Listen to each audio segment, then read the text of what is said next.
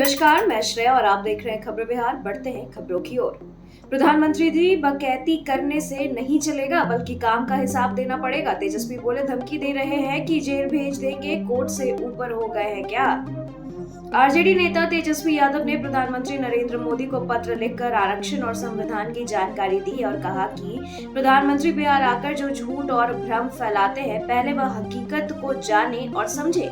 झूठ फैलाने वालों को आईना दिखाना तो हमारा काम ही है। पत्र में तथ्यों के साथ सारी जानकारी दे दी गई है। तेजस्वी ने पीएम मोदी पर तंज कसते हुए कहा है कि बिहार आकर सिर्फ बकैती करने से काम नहीं चलेगा।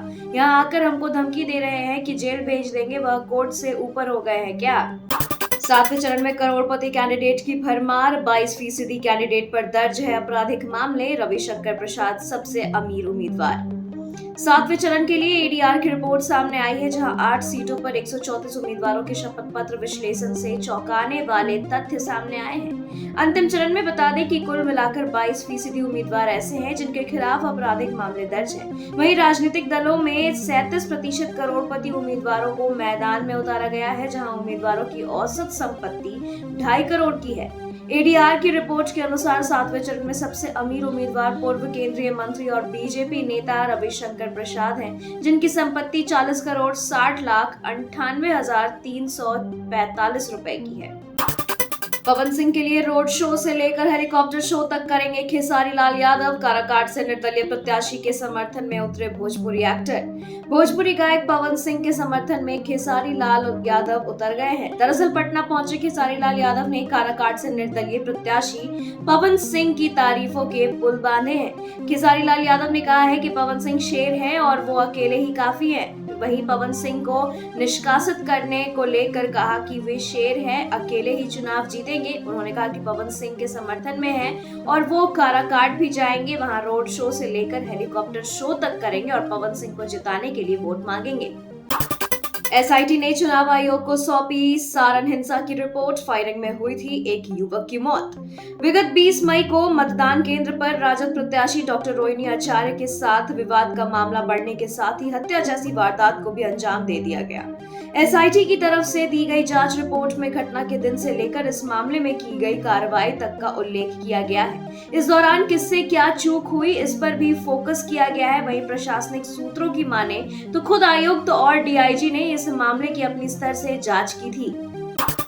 सारण हिंसा मामले में एसपी पर गिरी गाज, गौरव मंगला का तबादला, नए आईपीएस अधिकारी को मिली कमान। सारण में चुनाव पिछले दिनों हुई चुनावी हिंसा के मामले में एसपी पर गाज गिरी है। सरकार ने सारण एसपी डॉक्टर गौरव मंगला का तबादला कर दिया है। मुजफ्फरपुर के पुलिस अधीक्षक रेल के डॉक्टर कुमार आशीष को सारण का नया एसपी बनाया गया है। बता दें कि गृह विभाग की तरफ से तबादले की अधिसूचना जारी कर दी गई है। वहीं घटना के बाद एसआईटी ने चुनाव आयोग को सारण हिंसा की रिपोर्ट सौंपी थी। वहीं मुख्य निर्वाचन पदाधिकारी एचआर श्रीनिवास ने कहा था कि जांच रिपोर्ट का अध्ययन किया जा रहा है और आखिरकार राज्य निर्वाचन आयोग के निर्देश पर इस मामले में पहली बड़ी कार्रवाई हुई है। बीजेपी कैंडिडेट संजय जायसवाल पर केस दर्ज, आचार संहिता उल्लंघन मामले में हुआ एफआईआर। पश्चिम चंपारण से भाजपा प्रत्याशी संजय जायसवाल की मुश्किलें बढ़ गई हैं। डॉक्टर संजय जायसवाल पर आचार संहिता उल्लंघन मामले में बेतिया नगर थाना में प्राथमिकी दर्ज कराई गई है। बता दें कि प्राथमिकी बेतिया सदर की अंचलाधिकारी सह उड़न दस्ता दल के पदाधिकारी की शिकायत पर बेतिया नगर थाने में दर्ज की गई है। बेतिया के छठे चरण के मतदान के लिए विगत 23 मई की शाम को 6 बजे के बाद और 24 मई को दूरभाष से डॉक्टर संजय जायसवाल की आवाज में वोट की अपील की गई थी। इसे लेकर उनके खिलाफ प्राथमिकी दर्ज की गई है। यूपीएससी ने स्पेशलिस्ट असिस्टेंट डायरेक्टर समेत अन्य पदों के लिए आवेदन किए शुरू, यहां से करें अप्लाई। सरकारी नौकरी की तलाश कर रहे अभ्यर्थियों के लिए महत्वपूर्ण खबर है। संघ लोक सेवा आयोग यानी यूपीएससी की ओर से स्पेशलिस्ट असिस्टेंट डायरेक्टर समेत विभिन्न पदों पर भर्ती निकाली गई है। इस भर्ती के लिए यूपीएससी की ओर से आवेदन प्रक्रिया शुरू कर दी गई है, जो निर्धारित अंतिम तिथि यानी 13 जून 2024 तक जारी रहेगा। इस भर्ती के लिए पात्र एवं योग्य अभ्यर्थी आवेदन पत्र ऑनलाइन माध्यम से यूपीएससी की ऑफिशियल वेबसाइट यानी upsc.gov.in पर जाकर भर सकते हैं। आवेदन से पहले अभ्यर्थी पात्रता एवं मापदंड की जांच अवश्य कर ले। इंडियन नेवी एसएसआर एवं एमआर भर्ती के लिए आवेदन तिथि बढ़ा दी गई है। 5 जून तक कर सकते हैं अप्लाई। इंडियन नेवी की ओर से अग्निवीर योजना के तहत भारतीय नौसेना में एसएसआर और एमआर भर्ती के लिए आवेदन की अंतिम तिथि को 5 जून 2024 तक बढ़ा दिया गया है। पहले भर्ती निकाली गई थी जिसके लिए आवेदन की अंतिम तिथि 27 मई निर्धारित थी। जो अभ्यर्थी तय तिथियों में आवेदन नहीं कर सकेंगे वे अब बढ़ाई गई तिथि तक ऑनलाइन फॉर्म भर सकते हैं। आवेदन के साथ सभी वर्ग के उम्मीदवारों को 550 रुपए तक का शुल्क जमा करना होगा। वहीं ऑफिशियल वेबसाइट के बारे में आपको बता दें कि ऑफिशियल वेबसाइट joinindiannavy.gov.in पर जाकर आप आवेदन कर सकते हैं।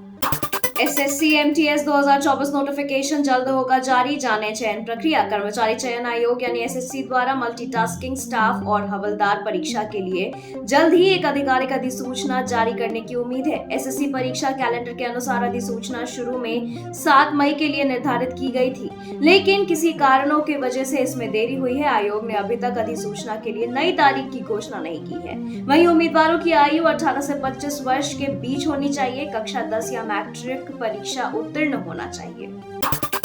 फिर फिसली सीएम नीतीश की जुबान। कहा, हमारी तो एक ही इच्छा है कि नरेंद्र मोदी को फिर से मुख्यमंत्री बनाएं। मुख्यमंत्री नीतीश कुमार लगातार अपनी चुनावी जनसभा में भाषण के दौरान स्लिप ऑफ टंग के शिकार हो रहे हैं। सीएम नीतीश कुमार की जुबान आए दिन फिसल रही है।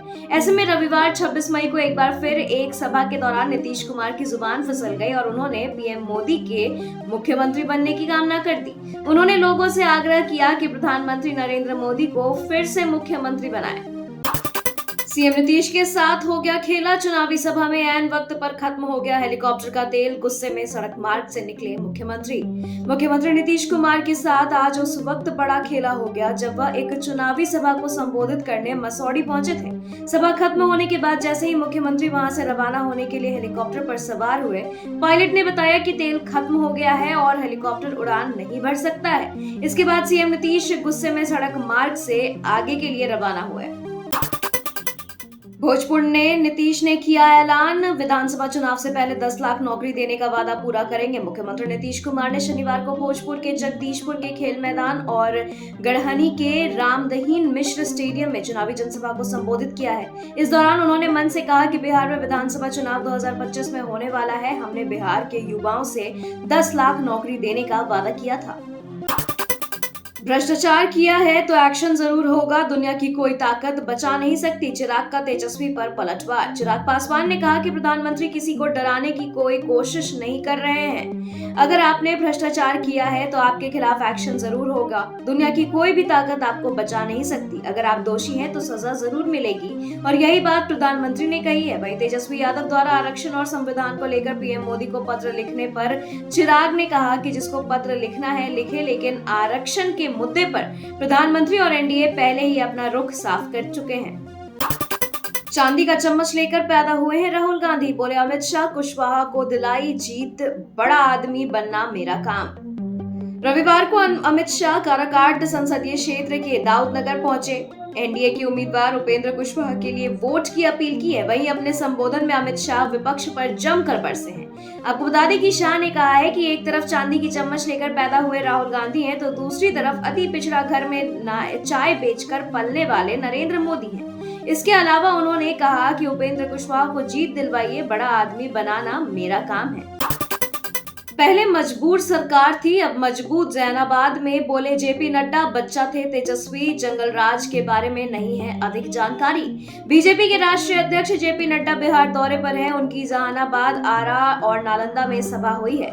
जहानाबाद में जनसभा को संबोधित करते हुए नड्डा ने कहा कि पहले आपने कमजोर सरकार देखी है, मजबूर और मजबूत सरकार में क्या अंतर होता है। मजबूर सरकार थी तो आतंकवादी इस देश में आतंक फैलाते हैं, तो मजबूर सरकार पाकिस्तान को डोजियर भेजती है। अब मजबूत सरकार है जहां उड़ी, पुलवामा जैसे घटनाओं का जवाब हमारे जवान पाकिस्तान में घुसकर देते हैं। अंतिम चरण के लिए झोंकी ताकत, नड्डा के 3 तो शाह की 2 चुनावी जनसभा, सीएम नीतीश भी 4 चुनावी जनसभाओं को संबोधित किया। अंतिम चरण के चुनाव में सभी रणनीति पार्टी जमकर चुनाव प्रचार कर रही है। इसी कड़ी में मुख्यमंत्री नीतीश कुमार ने रविवार को 4 चुनावी जनसभाओं को संबोधित किया। पटना साहिब और पाटलिपुत्र लोकसभा क्षेत्रों में चुनावी सभाएं की। गृह मंत्री अमित शाह ने भी रविवार को बिहार में 2 चुनावी जनसभा की। वहीं भाजपा अध्यक्ष जगत प्रसाद नड्डा काराकाट, आरा और नालंदा में चुनावी सभाएं की और दूसरी ओर नेता प्रतिपक्ष तेजस्वी यादव और वीआईपी प्रमुख मुकेश सहनी ने भी रविवार को बक्सर, अरवल, रोहतास, नालंदा और पटना में चुनाव प्रचार किया।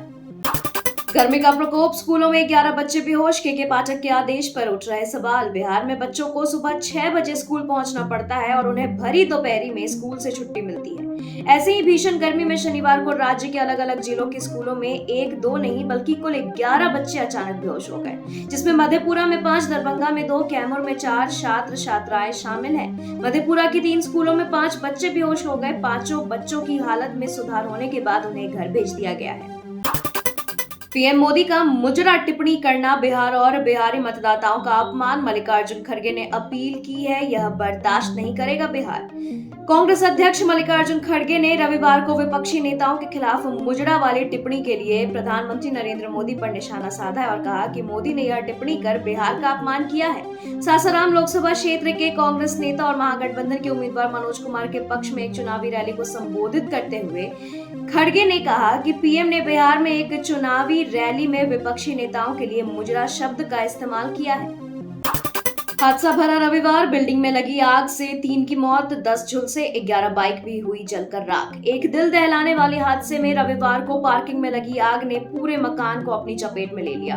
नतीजा हुआ कि मकान में मौजूद 3 लोगों की मौत हो गई, जबकि दर्दनाक हादसे में आग से झुलसे 10 लोगों को अस्पताल में दाखिल कराया गया है। दिल्ली की कृष्णानगर में यह घटना हुई है। बताया जा रहा है कि एक बिल्डिंग की पार्किंग में खड़ी 11 बाइकों में आग लगने की घटना के बाद पहली मंजिल तक लपटे पहुंचने के कारण यह घटना हुई है। जातीय जनगणना कराने का राजद कांग्रेस ने किया था विरोध, राज्यसभा सांसद का सनसनीखेज खुलासा।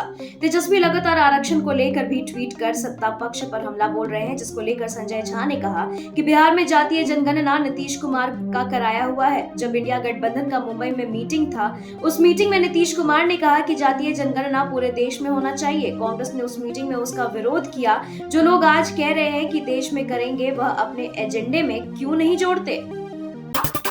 लोकसभा के अंतिम चरण में इंडी गठबंधन के नेताओं ने झोंकी ताकत, राहुल गांधी सोमवार को 3 जनसभाओं को करेंगे संबोधित, तेजस्वी दीपांकर होंगे साथ। कांग्रेस के पूर्व अध्यक्ष राहुल गांधी सोमवार को बिहार में चुनावी जनसभा को संबोधित करेंगे। दूसरे चरण के चुनाव प्रचार के बाद राहुल गांधी एक बार फिर बिहार आ रहे हैं। वहीं कांग्रेस नेता राहुल गांधी सोमवार को बिहार में 3 चुनावी रैली को संबोधित करने वाले हैं। पहली सभा बख्तियारपुर में कांग्रेस प्रत्याशी अंशुल अभिजीत के लिए करेंगे, दूसरी सभा राजद प्रत्याशी मिसा भारती के लिए पालीगंज में और तीसरी सभा आरा के जगदीशपुर में भाकपा माले के प्रत्याशी सुदामा प्रसाद के पक्ष करेंगे। गया एयरपोर्ट से 2 फ्लाइट से रवाना हुए 320 हज यात्री, डीएम के निर्देश पर जिला प्रशासन ने उपलब्ध कराई कई सुविधाएं। रविवार से हज यात्रियों की जत्था की रवानगी शुरू हो गई है। गया अंतर्राष्ट्रीय हवाई अड्डा से रविवार को अहले सुबह 2 फ्लाइट की उड़ान हुई है। पहली फ्लाइट में कुल 159 हाजी रवाना हुए, जिसमें पुरुष 74 और महिलाएं 85 हैं। दूसरी फ्लाइट में 161 हाजी रवाना हुए, जिसमें पुरुष 92 हैं और महिला 69 हैं। वहीं जिला पदाधिकारी गया डॉक्टर त्यागराजन एसएम द्वारा हज यात्रा को लेकर अनेकों व्यवस्थाएं कराई गई हैं, जिसका फलाफल रहा है कि किसी भी हाजी को कोई भी छोटी सी समस्या नहीं हो सके। चुनाव प्रचार को लेकर पहली बार पंजाब पहुंचे पीएम मोदी, किसानों ने जमकर किया विरोध। पीएम मोदी चुनाव प्रचार के लिए पंजाब पहुंचे, जहां किसानों ने उनकी कई जगहों पर जोरदार विरोध किया है। बता दें कि ऐसा पहली बार हुआ था जब पीएम मोदी चुनावी प्रचार करने पंजाब गए हुए थे। वहीं प्रधानमंत्री ने पंजाब दौरे के दौरान भाजपा प्रत्याशियों के पक्ष में पटियाला, गुरदासपुर और जलंधर में चुनावी सभाओं को संबोधित किया, लेकिन किसानों ने भी कई जगहों पर सड़कों पर उतरकर उनका पुतला फूंका और जमकर नारेबाजी की है। अयोध्या राम मंदिर में प्रवेश के लिए लागू किए गए कड़े नियम, फोन ले जाना होगा सख्त मना। अयोध्या राम मंदिर के निर्माण के बाद से ही यहां भक्तों का तांता लगा रहा है। हर दिन लाखों भक्त रामलला की दर्शन के लिए पहुंच रहे हैं। इस दौरान भक्त अपने मोबाइल फोन में मंदिर परिसर की तस्वीरें भी कैद करते हैं, लेकिन मंदिर निर्माण समिति ने बड़ा फैसला लिया है। अब आप राम मंदिर में मोबाइल फोन लेकर प्रवेश नहीं कर सकेंगे। रोक बीते दिन 25 मई से ही लग गई है और मंदिर में मोबाइल फोन ले जाने पर अब कड़ी पाबंदी होगी। मोदी को वाराणसी में हराने के लिए प्रचार करने साथ उतरी प्रियंका और डिंपल यादव, रोड शो कर मांगा वोट। यूपी के वाराणसी लोकसभा सीट से पीएम मोदी लगातार तीसरी बार अपनी किस्मत आजमा रहे हैं। माना जा रहा है कि वह यहां पर रिकॉर्ड मतों से जीत हासिल करेंगे। ऐसे में उनके जीत को हार में बदलने के लिए इंडी गठबंधन ने अपने 2 दिग्गज महिला नेताओं को एक साथ प्रचार के लिए उतार दिया है। बता दें कि काशी में कांग्रेस महासचिव प्रियंका गांधी और सपा सांसद डिंपल यादव का वाराणसी में रविवार को रोड शो हुआ। खबरों के सिलसिलों में फिलहाल इतना ही। बने रहें खबरें बिहार के साथ। नमस्कार।